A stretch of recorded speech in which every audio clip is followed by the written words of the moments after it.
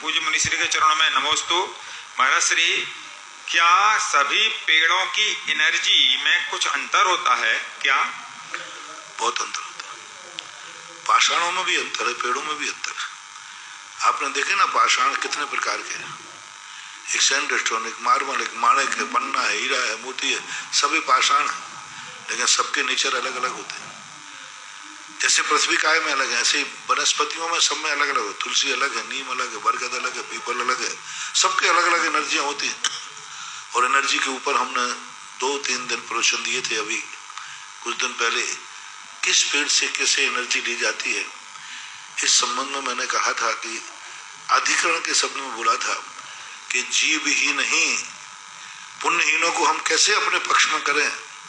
और पुण्यहीन हमने कहा था अजीब भी पुण्य रहे थे, पुण्य है ही नहीं। उसके बाद हम एक पत्थर से एनर्जी ले सकते हैं, बरसत से उस पत्थर को हम कितनी इज्जत दे सकते हैं।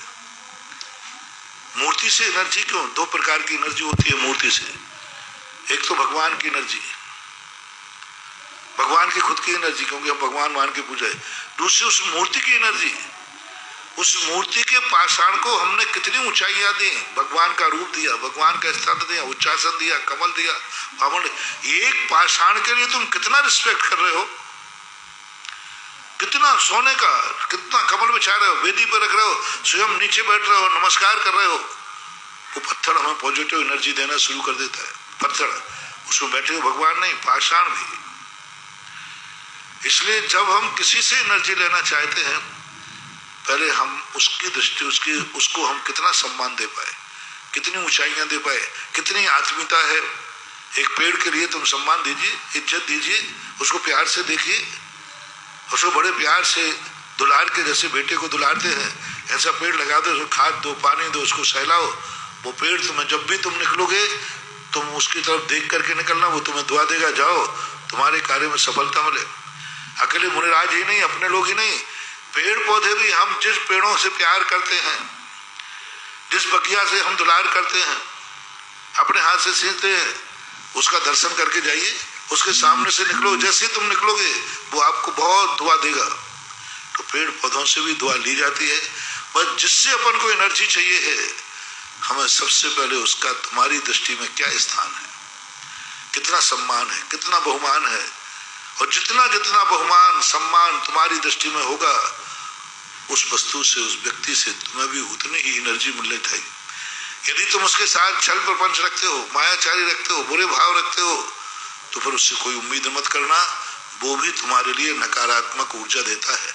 प्रकृति में, पेड़ पौधों में इनके बात मन नहीं है, लेकिन इनके पास अपनी नियत को पकड़ने की क्षमता जरूर होती है कि कौन व्यक्ति मेरी किस नियत से आ रहा है। उसी पेड़ के नीचे 10 लोग हैं, 10 लोग बैठे हैं, वो पेड़ 10 लोगों को अलग अलग एनर्जी दे रहा है, अलग अलग प्रकार की एनर्जी दे रहा है, क्योंकि सब लोगों का उस पेड़ के प्रति नजरिया अलग अलग है, ऐसा मानना चाहिए।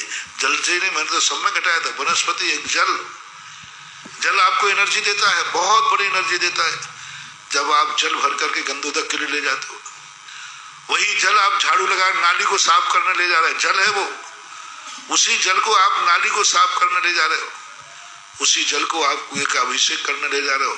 कुएं को अभिषेक ले जाने वाला इतना एनर्जी देगा, ये मुझे भगवान के ऊपर डालेगा, महाराज की अंजलि में डालेगा, महाराज मेरे जल को पिलाए गए, उस समय वो जल अपने आप में एनर्जिस्ट, बहुत पॉजिटिव एनर्जी देता है, ऐसा मानना चाहिए। अर्चना बेनाडा कोलकाता से परमोपदेश, जो कि पंचास्ती